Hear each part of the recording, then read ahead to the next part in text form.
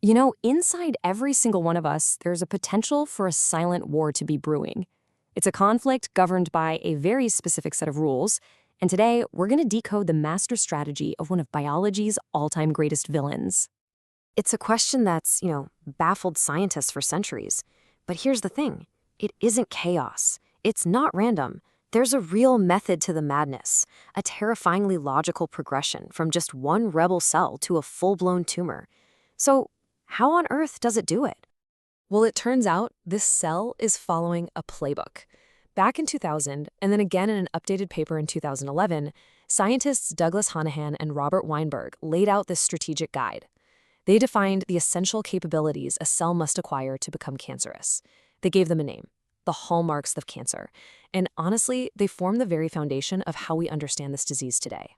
So, our story really kicks off with just one single cell. A cell that decides, you know what? I'm going to break the rules. The fundamental rules of its community, this cellular society that makes up all of our tissues. It's basically deciding to go into business for itself. And look, this isn't just some clever metaphor. As the source paper makes clear, these are real, tangible, biological capabilities a cell has to acquire. They are the core principles that give us a logical framework to understand this incredibly complex disease. Okay, so to build this empire, our little rebel cell needs to pick up what you can basically think of as 6 core superpowers. And it's not like this happens all at once. Nope, it's a step-by-step evolution towards becoming truly malignant. This diagram right here, it's a brilliant illustration of those original 6. Think of it as our map for this first part of the journey. Each one of these 6 capabilities is an absolutely critical hurdle that the cancer cell has to overcome to succeed. All right, first up, it's gotta grow uncontrollably. See, normal cells, they wait for signals from the outside to divide. But a cancer cell, it hacks the system. It starts generating its own go signals, becoming the master of its own destiny. The accelerator is just jammed to the floor, 24/7. But of course, a jammed accelerator is pretty useless if the brakes are still working, right? So superpower number 2 is all about disabling those brakes. The cell finds ways to just ignore the body's natural stop signs, these crucial tumor suppressor proteins, things like TP53 and RB. These guys are the vigilant gatekeepers of the cell cycle, and the cancer cell has to get past them. Okay, next on the list, the cell has to learn how to defy death itself. Normally, damaged or rogue cells are programmed to commit suicide. It's a clean, orderly process called apoptosis. A cancer cell has to figure out a way to just flat out ignore those self-destruct orders, which allows it to survive even when it's dangerously abnormal. You know, most of our normal cells, they have a kind of built-in retirement plan. We have these protective caps on our chromosomes called telomeres, and every time a cell divides, they get a little bit shorter. Once they get too short, the cell stops dividing. But cancer cells, they achieve a kind of immortality by reactivating an enzyme called telomerase, which rebuilds those telomeres and basically gives them a pass for limitless replication. Right. Any growing empire needs supply lines, and a growing tumor is incredibly hungry. So it develops this amazing ability to induce angiogenesis. It actually tricks the body into building brand new blood vessels that route nutrients and oxygen directly into the tumor, fueling its massive expansion.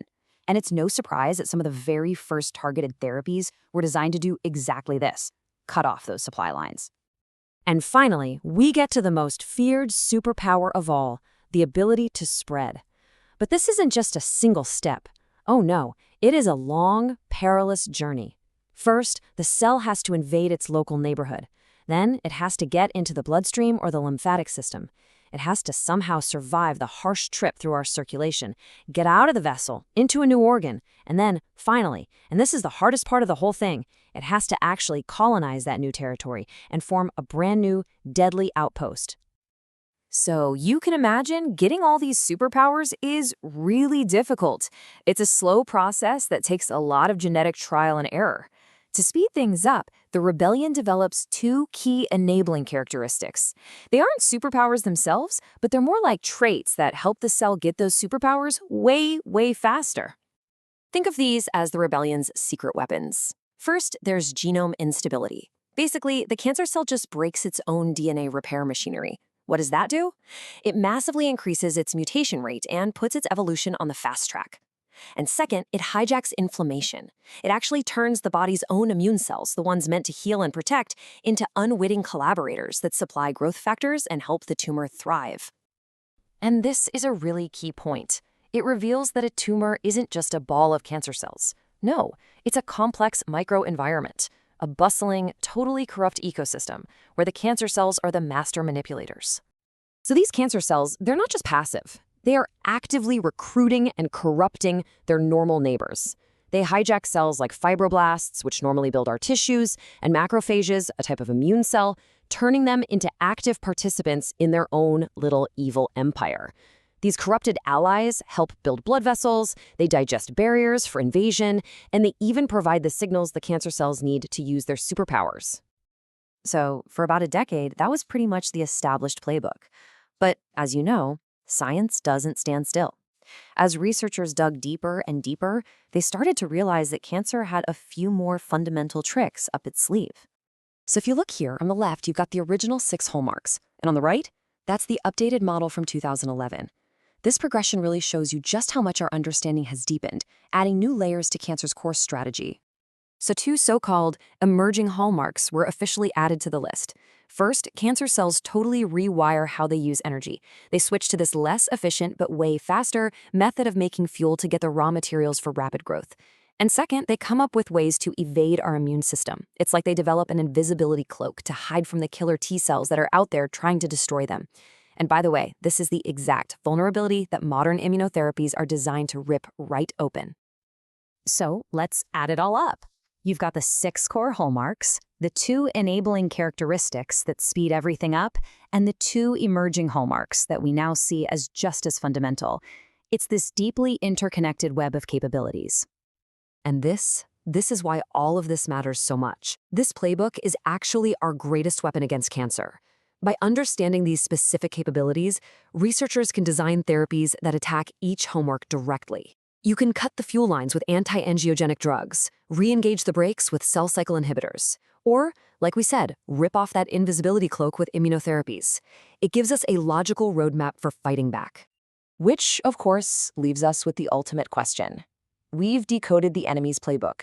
We understand the rules of the game it's playing. The challenge now, for science, for medicine, for all of us, is to take that knowledge and use it to systematically take apart its strategy, piece by piece, and finally, rewrite the rules for good.